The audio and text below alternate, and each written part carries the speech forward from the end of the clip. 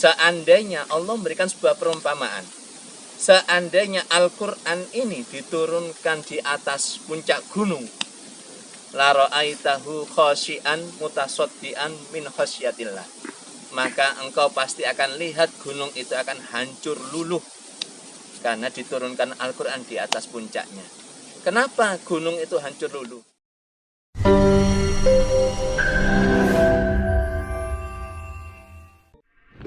Ya, kita sudah memasuki rute jalan masuk kampung dari jalan raya, rute menuju Gunung Gendis.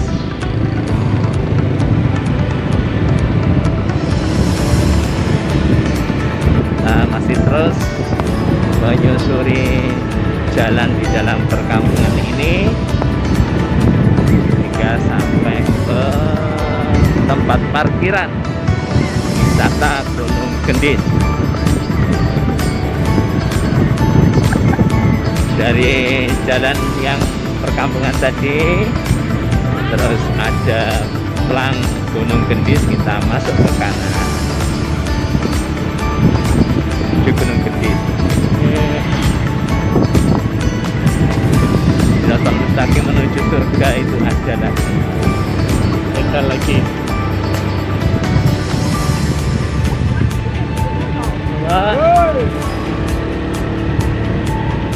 Gunung Gendis. Ini area Gunung Gendis, kita belok kanan. Oh, tambah tanjakan. Ada tanjakan guys, ini kita turun saja.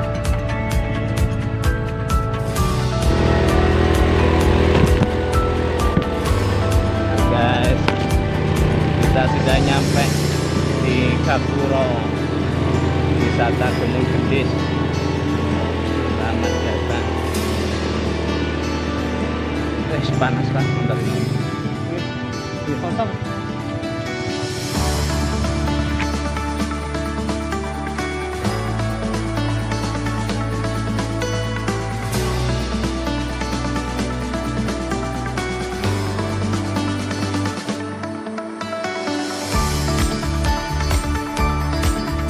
Bismillahirrahmanirrahim. Alhamdulillahirabbil alamin. Wassalatu wassalamu ala asyrafil mursalin sayyidina Muhammadin wa ala alihi wa ashabihi ajmain, amma ba'd.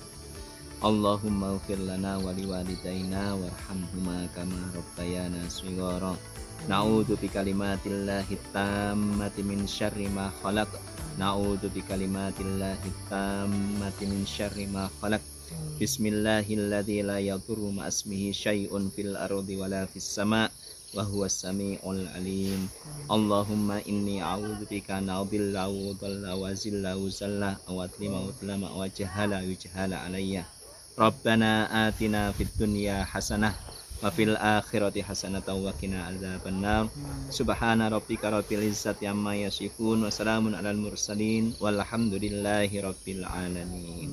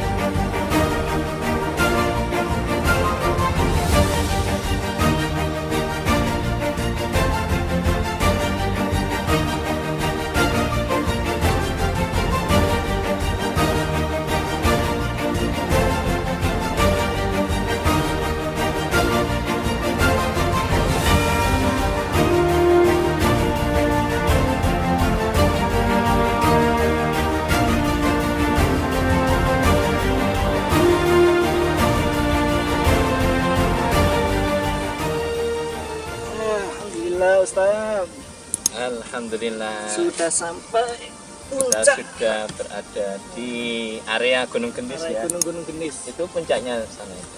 Puncak Di bawah gunung. ini jurang Maling. Maling. Ya. Ustaz, ngomong-ngomongan kita ini lagi di gunung. Esensinya Ustaz sebenarnya gunung itu diciptakan untuk apa sih Ustaz? Karena di Quran itu berulang kali kata gunung itu sering disebut. Nah, dari tinjauan secara saintifik itu bagaimana? Sedangkan secara tinjauan dari segi keimanan kita atau dari segi Quran menjelaskan itu bagaimana Ustaz? Ya. Mohon penjelasannya Ustaz. Ya, terkait dengan keberadaan gunung yang diciptakan Allah di muka bumi. Jadi itu menunjukkan bahwa permukaan bumi itu tidak rata ya. Baik. Jadi ada daratan yang rendah, ada daratan yang tinggi, kemudian ada perbukitan ataupun pegunungan. Betul. Maka salah satu fungsi dari gunung itu disampaikan oleh Allah Subhanahu wa taala agar kita memperhatikan. Afala yang duruna ilal ibili kaifa khuliqat wa ilas sama'i kaifa rufi'at wa ilal jibali kaifa nusibat. Nah niki, wa ilal jibali kaifa nusibat. Bagaimana kalian memperhatikan gunung itu dipancangkan oleh Allah Subhanahu wa taala di muka bumi. Ya, dipancangkan gunung. Kalau bumi dihamparkan. Nah, di sini kalau kita melihat gunung itu dipancangkan, berarti memang gunung itu seperti pasak, seperti paku, ya. Ya, dipancangkan seperti paku, biar kalau kita bangunan itu dikasih paku ya, ditancapin paku itu dalam rangka untuk menstabilkan dan memperkuat biar tidak terjadi goncangan atau goyang. Nah begitu pula ketika gunung dipancangkan Allah di muka bumi, maka dalam rangka agar muka bumi itu stabil, tidak bergoyang ya. Jadi yang menstabilkan bumi adalah gunung. Karena di dalam bumi kita tahu secara saintifik itu terbukti bahwa dalam bumi itu ada dapur bumi, magma, cairan yang panas yang memproduksi ya, seperti kalau keluar dalam bentuk lahar, dalam bentuk lava. Nah itu dalam bumi itu cair. Nah kalau dalam inti bumi itu cair, sedangkan di atas permukaan bumi nggak ada pasaknya, nggak ada pancangannya berupa gunung, maka manusia tidak akan bisa stabil berada di permukaan bumi. Kan cair. Ya maka bisa goyang-goyang kan gitu. Maka salah satu fungsi gunung adalah dalam rangka untuk yang menstabilkan permukaan bumi biar bumi itu bisa dihuni dengan enak oleh manusia. Itu salah satu fungsinya. Kalau secara tinjauan keislaman Ustaz, gunung itu bagaimana posisinya? Ya. Jadi kalau kita memperhatikan penyebutan gunung di dalam Al-Quran oleh Allah Subhanahu wa taala itu memang ada di beberapa tempat. Ada yang menjelaskan terkait dengan fungsi ya, kegunaan, walaupun Al-Quran bukan kitab sains ya, bukan kitab sains. Tapi itu menunjukkan bahwa Allah Subhanahu wa taala itu Maha Pengasih dan Penyayang kepada manusia dengan dipancangkannya gunung atau bukit itu. Nah, di beberapa tempat yang lain di ayat Al-Quran itu maknawi ya, penjelasan gunung di situ. Nah, misalnya salah satu ayat ya, lau anzalna hadal Quran ala jabalin la ra'aitahu khashian mutasaddian min khasyatillah. Seandainya Allah memberikan sebuah perumpamaan, seandainya Al-Quran ini diturunkan di atas puncak gunung, la ra'aitahu khashian mutasaddian min khasyatillah, maka engkau pasti akan lihat gunung itu akan hancur luluh karena diturunkan Al-Quran di atas puncaknya. Kenapa gunung itu hancur luluh? Min khasyatillah, karena takut kepada Allah. Wa tilkal amsalu nadribuha linnas la'allahum yatafakkarun. ini dibuat sebagai perumpamaan bagi manusia agar manusia itu memikirkan. Iya, betul. Itu menunjukkan bahwa Al-Quran yang diberikan kepada gunung itu berisi perintah, larangan, taklif, dan beban hukum atau kewajiban dalam kehidupan.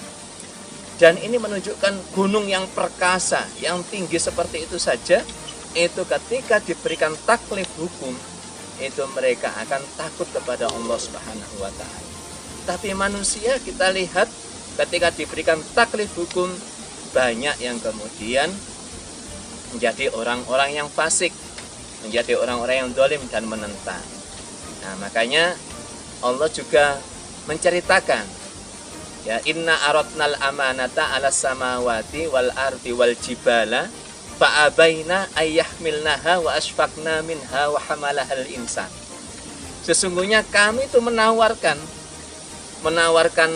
beban, tugas, kewajiban di muka bumi itu ala samawat, kepada langit, kepada bumi, dan jibal, kepada gunung-gunung. Fa'abaina ayyahmilha wa asfaqna minha wa hamalal insan. Tapi semua itu menolak beban, tugas, kewajiban yang diberikan Allah kepada mereka, karena khawatir mereka tidak bisa tanggung jawab menunaikan amanah dengan baik dari Allah Subhanahu wa Ta'ala. Tapi wahamalahal insan, manusia kemudian bersedia untuk menerima amanat itu. Dan innal insana zaluman jahula, kata Allah. Dan sesungguhnya manusia itu zalim dan jahil. Kapan zalim itu? Ketika menelantarkan perintah Allah, melanggar larangan Allah Subhanahu wa Ta'ala. Mereka menjadi zalim. Jahil, mereka menjadi bodoh, walaupun mungkin S1, S2, S3, profesor, guru besar, tapi mereka dikatakan jahil ketika mereka tidak mau menggunakan ayat-ayat Allah, hukum-hukum Allah untuk mengelola kehidupan, mengelola alam, mengelola bumi ini. Kita tahu, jenengan ingat Abu Jahal. Ya. Abu Jahal itu julukannya adalah Abul Hakam. Julukannya di kalangan orang-orang kafir Quraisy, Abul Hakam, bapaknya kebijaksanaan. Ya, bapaknya kebijaksanaan. Nama aslinya kan bukan Abu Jahal. Abdullah bin Hisham. Itu salah satu dari dua orang yang didoakan oleh Rasulullah agar menerima Islam dan menjadi backing bagi Islam. Antara Abu Jahal ataupun Umar bin Khattab. Tapi Allah memilih Umar bin Khattab untuk menguatkan Islam. Tapi Rasulullah mengatakan dan menjuluki Abul Hakam tadi, oleh orang Quraisy dijuluki Abul Hakam, bapaknya kebijaksanaan. Tapi oleh Rasul dikatakan Abu Jahal, bapaknya kebodohan. Kenapa? Sudah terang tanda-tanda ayat-ayat mukjizat yang diberikan oleh Allah kepada Nabi Muhammad ditunjukkan kepada orang Quraisy, termasuk kepada Abu Jahal ini. Mereka tidak mau untuk beriman, mengikuti kerasulan Muhammad, masuk ke dalam ajaran Islam yang dibawa oleh Rasulullah Muhammad SAW. Maka itulah orang bodoh yang sesungguhnya, orang jahil yang sesungguhnya. Makanya orang yang cerdas itu adalah orang yang mempersiapkan dirinya untuk menghadapi kematian. Oh, baik Ustaz. Luar biasa sekali tadi ilmu yang saya dapatkan di awal perjalanan ini.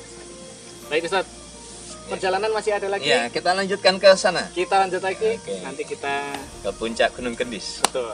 Baik, kita lanjut Ustaz. Monggo.